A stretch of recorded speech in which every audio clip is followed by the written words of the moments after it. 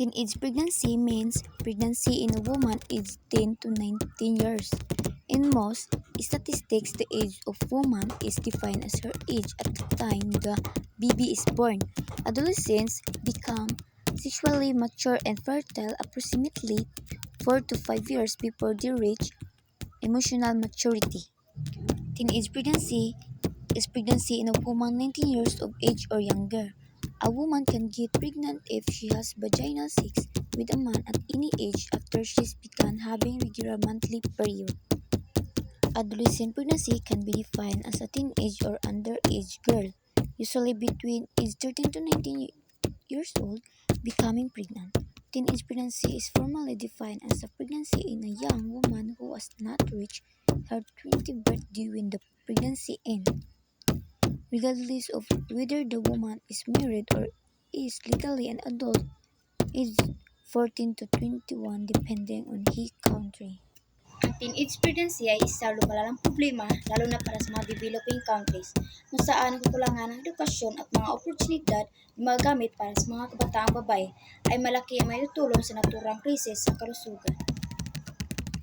Pregnancy by a female aged 13 to 19, which is understood to occur in a girl who hasn't completed her core education, secondary school, has few or no marketable skills, is financially dependent upon her parents, and or continues to live at home, and is mentally immature.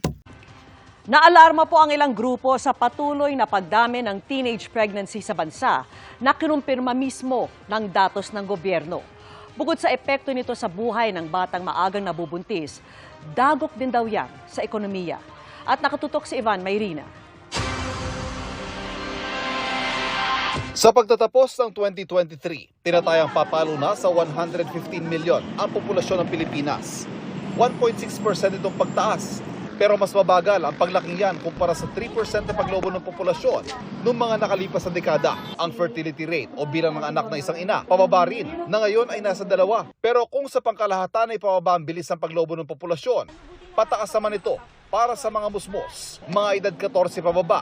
Ayon sa Commission on Population and Development, nakakaalarma ito ayon sa non-government organization o NGO na Save the Children Philippines. Pabata po na teenage pregnancies natin. Yung mga 0 to 14 po, actually ay medyo dumadami. No? Yung bilang po na mas maagang nabubuntis. At alam naman natin po yung implication sa mga ganyang edad kung sila po ay maagang nabubuntis. Malaking problema ito at alarming kasi when we think of children, 10 years old, 9 years old, dapat na-enjoy pa nila yung kabataan nila, pagkabata nila, with playing, with studying, but now they are forced to be parents. Sa datos ng Save the Children Philippines, base sa pag-aaral ng National Economic and Development Authority, umaabot sa 33 billion pesos kada taon ang nawawala sa ating ekonomiya dahil sa teen pregnancy.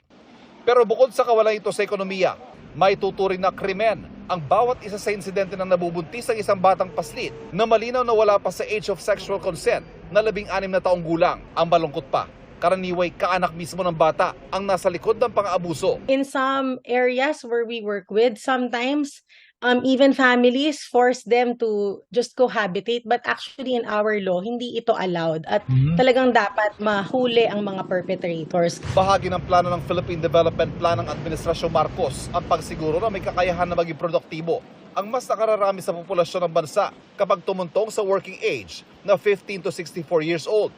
Pero para masiguro ito, kailangan ding maisalbang maraming kabataan mula sa pang-aabuso na nagre-resulta sa maagang pagbubuntis. Imagine kung lahat po ay nagtratrabaho, lahat po ay nagko-contribute rather than nagre-receive po ng ating mga tulong from the government. Mas positibo po yung ambag po natin sa economic development. Isang hakbang dyan ang pagsasabata sa Adolescent Pregnancy Prevention Bill na pasado na sa Kamara pero nakabinbin pa sa Senado. At habang hinihintay yan, lubhang mahalaga na ang bawat pamilya ay kakalinga at mangangalaga sa mga bata at masigurong ang tahanan na isang ligtas na lugar para sa kanila.